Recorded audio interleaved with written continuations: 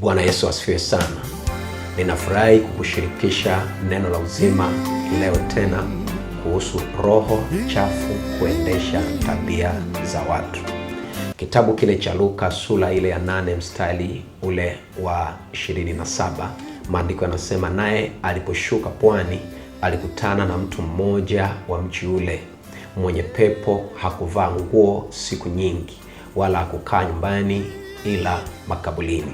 Katika mstari huu tunaweza kuona mambo kadhaa ya kujifunza kwa kumwangalia mtu huyu mwenye pepo aliyekutana na Bwana Yesu. Jambo la kwanza ni kwamba muonekano wa mtu wa nje unaweza kutueleza kwamba anaendeshwa na roho gani ndani yake, kama ni roho wa Mungu ama ni roho chafu. Kuna swali la kujiuliza hapa kwa huyu mgerasi. Inawezekana kwa Yesu ilikuwa ni rahisi kujua ana pepo kwa sababu alikuwa na uwezo wa kutambua, lakini kwa watu wengine walijuaje kwamba ana pepo? Ni kwa kuangalia mwenendo na muonekano wake, kwa kutokuvaa nguo, kutokukaa nyumbani na kuwa makaburini. Walipoona hayo wakajua hizi ni tabia za mwenye pepo, kwa sababu pepo ndizo zilizomfanya ama kumshinikiza kuwa hivyo. Ni wazi kwamba mtu hawezi kuwa na tabia za mwenye pepo alafu akawa sawa ndani yake. Yanayoonekana nje ya mtu ni kioo yanayoendelea ndani ya mtu. Kuwa na tabia ya kuvaa vibaya, wizi, fitina, matusi, uasherati, uzinzi, ama kufanya masturbation ama kuangalia pornography, ni wazi kwamba katika eneo hilo la tabia au muonekano linaendeshwa na pepo ama nguvu za giza. Na ukitaka kubadilika, unajibadilisha ndani kwanza kwa kushughulikia roho chafu ndani yako, na nje yatakuja matokeo. Jambo la pili ambalo tunaliona hapa ni kwamba ikiwa mtu anafanya vitu ambavyo ni kinyume na vile Mungu anataka na hajisikii vibaya, ama hata kama anajisikia vibaya haachi kufanya, ni ishara ya kwamba anaendeshwa na roho chafu katika vitu hivyo. Huyu mgerasi aliondoka nyumbani kwao, akaenda makaburini, akakaa hapo na wala hakuogopa, wakati wengine wanaogopa kuwa hapo. Akavua nguo na kujisikia vibaya, wakati wengine wanajisikia vibaya wakiwa hawana nguo. Alijisikia vizuri kwa kukaa makaburini kuliko nyumbani, kukaa mtupu kuliko kuvaa nguo. Unajua, kuna watu wanasema wameokoka ila wanajisikia vizuri na sawa kufanya vitu vichafu, wanajisikia sawa kudhulumu watu wengine, wanajisikia vizuri na sawa kuvaa vibaya, wanajisikia vizuri na sawa kufanya uzinifu, uasherati, kufitini watu wengine na kuharibu maisha ya watu wengine. Elewa kwamba ni roho chafu ndizo zinazowafanya wajisikie hivyo. Katika hali hiyo, na bado utawasikia wanasema usihukumu ama Mungu angalii mwili. Kuna mambo kwa kawaida hatutarajii mtoto wa Mungu kufanya.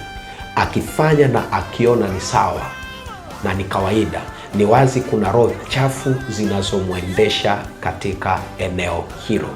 Ni vyema kuacha kujipa udhuru na badala yake ukaanza kushughulika na tatizo lako. Jambo la tatu ambalo tunaliona hapa ni kwamba mambo aliyoyafanya huyo mgerasi ndiyo yaliyofanya pepo waendelee kumtesa na kushamili ndani yake. Kukaa makaburini, kutokuvaa nguo kulitengeneza mazingira rafiki kwa pepo kujiwisha na kuendelea kushamiri ndani yake. Ni kama alizipa chakula kwa kufanya vile. Ni roho chafu zilizotaka kukaa makaburini, hivyo zilimtumia mtu kukaa hapo. Unaweza ukafikiri huyu mgerasi alitaka na alifurahia kuwa makaburini. Ukweli ni kwamba roho chafu ndizo zilizotaka na kufurahia kukaa makaburini. Mfano, mtu anaweza kufikiri anafurahia kuangalia pornography.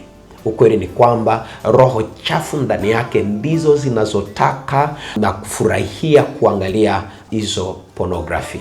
Mtu anaweza akafikiri kwamba anafurahia kufanya uzinzi na uasherati, bali ukweli ni kwamba roho chafu ndani yake ndizo zinazotaka na kufurahia kufanya uzinzi namna hiyo.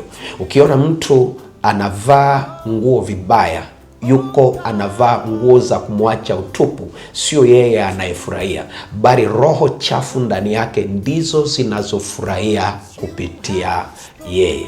Na kila mara mtu anapofanya mambo ya namna hiyo, kunafurahisha roho hizo chafu na kutengeneza mazingira rafiki kwa hizo roho chafu kuendelea kuwika na kubaki kustawi ndani ya mtu. Ni kama kuzipa leseni ya kuwika na kuendelea kushamiri ndani ya mtu. Jambo la kufanya hapa ni kwamba unaweza ukajiombea ama ukatafuta mtu wa kukuombea kushughulika na hizo roho chafu, kama vile Yesu alivyomwombea huyu mgerasi. Na wewe unaweza ukajiombea ukazikemea zitoke, ama mtu akakuombea akazikemea zikatoka. Jambo lingine la kufanya ni kwamba hakikisha unazinyima hizo roho chafu chakula na mazingira ya kuzifanya kuhuika na kustawi ndani yako. Mfano, juu ya uasherati na uzinzi, jiweke mbali na mazingira yake. Sio unataka kuacha alafu wakati wote unachati ama kuongea na mtu mambo hayo hayo ama kwenda katika mazingira hatarishi. Jambo muhimu kufanya ni kwamba usifanye kitu ambacho hizo roho zinataka. Huyu mgerasi alipoombewa hakubaki tena makaburini, aliondoka, na kama angelibaki, pepo angelipata nafasi ya kurudi tena. Chochote ukikinyima chakula kinakufa, na hizo roho chafu zinazokusumbua zikikosa chakula haziwezi kuendelea kubaki na kustawi ndani yako. Na jambo muhimu la kufanya ni kwamba tengeneza mazingira rafiki, mazingira ya uwepo wa Mungu. Tafakari neno la Mungu na kuwa na muda mrefu na Mungu katika maombi. Tafakari neno la Mungu linalohusiana na eneo linalokusumbua, na Mungu atakupa ushindi na hizo roho chafu hazitakusumbua tena ndani yako, katika jina la Yesu Kristo. Amen.